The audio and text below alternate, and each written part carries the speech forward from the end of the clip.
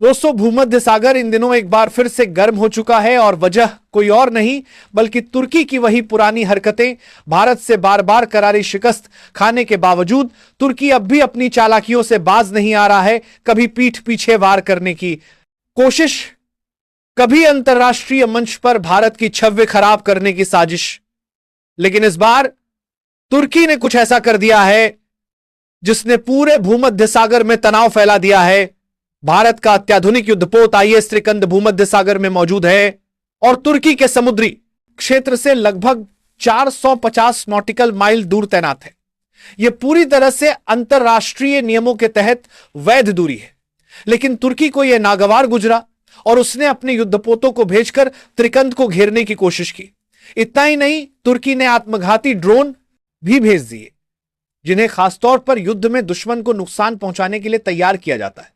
तुर्की का कहना था कि अगर आईएस त्रिकंद 1000 नॉटिकल माइल पीछे नहीं गया तो वे बड़ा एक्शन लेंगे। सोचिए जरा भारत को धमकी देने की यह जरूरत। लेकिन शायद तुर्की भूल चुका है कि यह 21वीं सदी का भारत है जो ना सिर्फ जवाब देना जानता है बल्कि दुश्मन की औकात भी दिखाना जानता है। दोस्तों, अब जरा सोचिए कि यह मामला कितना गंभीर है और आने वाले वक्त में किस तरह का बड़ा धमाका कर सकता है। इसलिए आपसे मेरी गुजारिश है कि इस वीडियो को अंत तक जरूर देखें, क्योंकि आगे हम आपको वो खुलासे दिखाने जा रहे हैं जो शायद ही आपने पहले सुने हो। और हां, अगर अभी तक आपने हमारे चैनल को सब्सक्राइब नहीं किया है तो तुरंत सब्सक्राइब कर लीजिए, वीडियो को लाइक कर दीजिए और बेल आइकन को ऑल पर दबा दीजिए ताकि आने वाली हर बड़ी खबर और ताजा अपडेट सबसे पहले आप तक पहुंचे। तुर्की की इस हरकत का भारत ने तुरंत जवाब दिया और अब हालात पूरी तरह बदल चुके हैं। खबर यह है कि भारत ने अपने 4 और युद्धपोत भूमध्य सागर की ओर रवाना कर दिए हैं। अब सिर्फ त्रिकंद ही नहीं बल्कि भारत के 5 अत्याधुनिक युद्धपोत वहां मौजूद हैं और इन्हें साफ निर्देश दिए गए हैं कि अगर तुर्की ने किसी भी तरह की हिमाकत की तो जवाब उसी की भाषा में दिया जाएगा। भारत ने अपनी नौसेना को पूरा फ्री हैंड दे दिया है और जब किसी देश की सेना को फ्री हैंड मिलता है तो इसका मतलब होता है कि अब किसी भी स्थिति में बिना हिचकिचाहट दुश्मन को करारा जवाब दिया जा सकता है। कुछ ही दिन पहले भारत ने भूमध्य सागर में तुर्की के अवैध नेवल बेस को खत्म कर दिया था। ब्रह्मोस मिसाइल की गूंज से तुर्की की नींद उड़ गई थी। उस समय तुर्की की हालत पतली हो गई थी और उसने अपनी नौसेना को पीछे खींच लिया था, लेकिन लगता है कि इतिहास से सीखने की उसकी आदत नहीं है। अब की बार अगर भारत ने कदम उठाया तो खेल बहुत बड़ा हो सकता है। इस पूरी कहानी में सबसे बड़ा ट्विस्ट तब आया जब अचानक से इजराइल मैदान में कूद पड़ा। तुर्की को शायद यह अंदाजा भी नहीं था कि इस बार उसका मुकाबला सिर्फ भारत से नहीं बल्कि भारत इजराइल की संयुक्त ताकत से होने जा रहा है। इजराइल ने ना सिर्फ भारत का खुला समर्थन किया है बल्कि अपने 3 युद्धपोत भी भूमध्य सागर की ओर रवाना कर दिए। इजराइल ने साफ चेतावनी दी है कि अगर तुर्की ने भारतीय जहाजों या उनके साथ चल रहे ऑपरेशन में दखल देने की कोशिश की तो नतीजा बेहद खतरनाक होगा। दुनिया का सबसे खतरनाक ड्रोन प्रोग्राम रखने वाला देश इजराइल अगर मैदान में उतर आए तो तुर्की का क्या हाल होगा, यह अंदाजा लगाना मुश्किल नहीं है। इजराइल ने यह भी कहा है कि अगर तुर्की आत्मघाती ड्रोन से हमला करेगा तो भारत के साथ मिलकर वह तुर्की की नौसेना को मिट्टी में मिला देगा। यह बयान तुर्की के लिए बिजली गिरने जैसा था। अब तुर्की पूरी दुनिया के सामने सफाई पेश करने की कोशिश कर रहा है। उसका कहना है कि भारत का आईएस त्रिकंद उसकी सीमा में घुसने की कोशिश कर रहा था, लेकिन असलियत यह है कि तुर्की ने पिछले कई सालों से समुद्र के बड़े हिस्से पर अवैध कब्जा कर रखा है। उसने वहां अपना बेस भी बना लिया है। भारत ने इसी अवैध बेस को पहले ही ध्वस्त कर दिया था और यही बात तुर्की को सबसे ज्यादा चुभ रही है।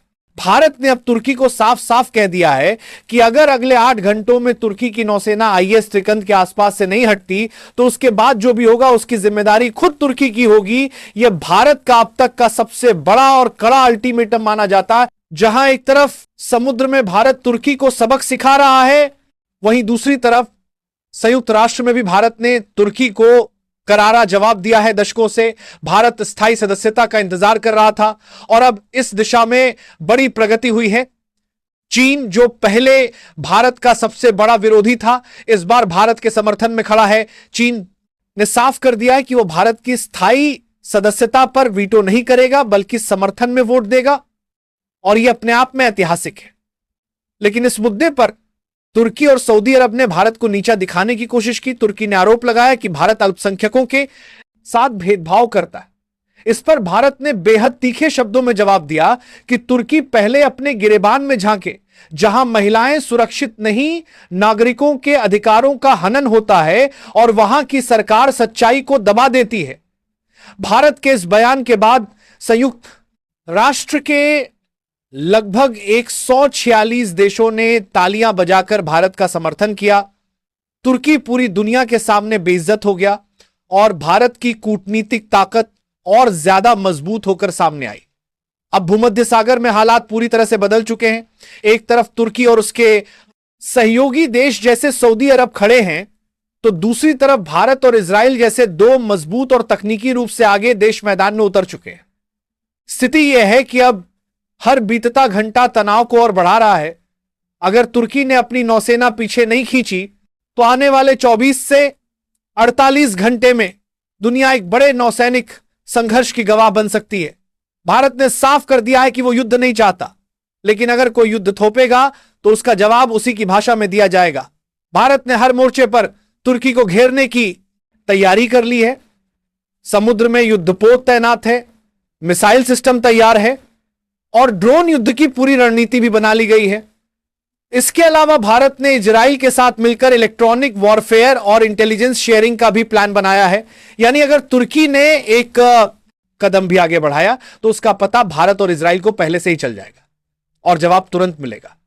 साफ है कि तुर्की ने इस बार बहुत बड़ी गलती कर दी है। आईएस त्रिकंड को घेरना सिर्फ एक जहाज को घेरना नहीं है, बल्कि भारत की संप्रभुता और ताकत को चुनौती देना है और भारत यह कभी बर्दाश्त नहीं करेगा। अब की बार हालात पहले जैसे नहीं रहने वाले। भारत ने अपनी नौसेना को फ्री हैंड दे दिया है 4 और युद्धपोत तैनात कर दिए हैं और इजराइल भी मैदान में उतर चुका है। साफ है कि तुर्की के लिए अब हालात बेहद मुश्किल हो गए हैं। आने वाले दिनों में दुनिया देखेगी कि भारत सिर्फ बातों का देश नहीं है, बल्कि कार्रवाई करने में भी सबसे आगे है। अगर तुर्की अपनी हरकतों से बाज नहीं आया तो यह टकराव उसके लिए इतिहास की सबसे बड़ी शिकस्त साबित होगा। निष्कर्ष साफ है दोस्तों, तुर्की ने इस बार जिस आग से खेलने की कोशिश की है उसमें खुद ही जलने वाला है। भारत आज का भारत है जो किसी भी दबाव या धमकी में आने वाला नहीं है। आईएस त्रिकंद पर घेराबंदी सिर्फ एक जहाज को रोकने की कोशिश नहीं थी, बल्कि यह भारत की ताकत, उसकी संप्रभुता और उसकी बढ़ती वैश्विक शक्ति को चुनौती देने का दुस्साहस था। लेकिन तुर्की शायद भूल गया कि अब भारत कमजोर नहीं है, बल्कि वह देश है जो युद्धपोत से लेकर मिसाइल तक और कूटनीति से लेकर अंतरराष्ट्रीय मंच तक हर जगह अपनी मौजूदगी दर्ज करा रहा है।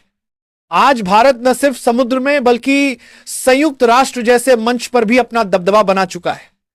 चीन जैसा देश जो हमेशा भारत का विरोध करता था, अब समर्थन में खड़ा है।